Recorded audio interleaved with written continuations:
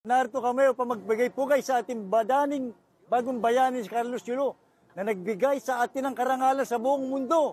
Hindi ito mauulit, mahirap mauulit sapagkat 1924 pa tayo huling sumali after 100 years. 2024 ngayon tayo nakakuha ng 2 ginto.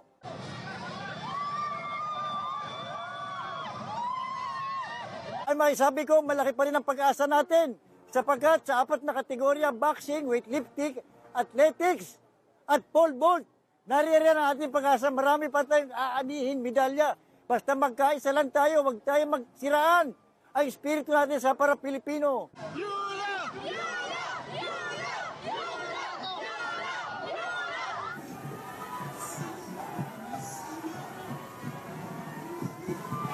Congrats na lang sa kanya kasi karangalan ng buong bansa.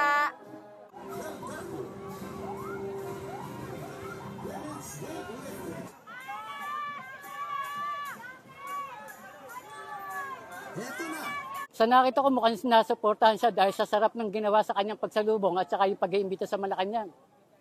Ginawa sa kanila lahat ang pinakamagandang salubong. Kaya ang atleta tuwan-tuwa.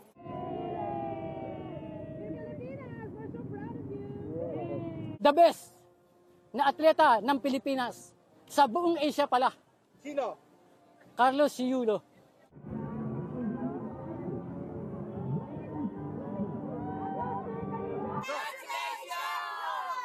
Ano masasabi mo na kay Yulo?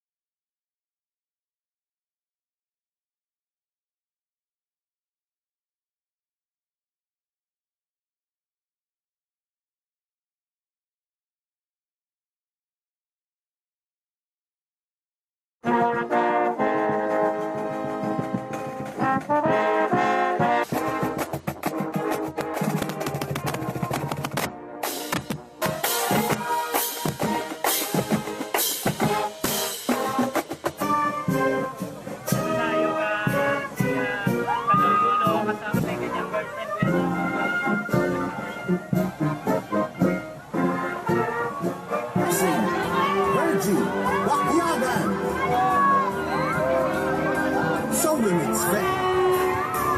Para sa women's swimming, Kayla Samantha Katantan.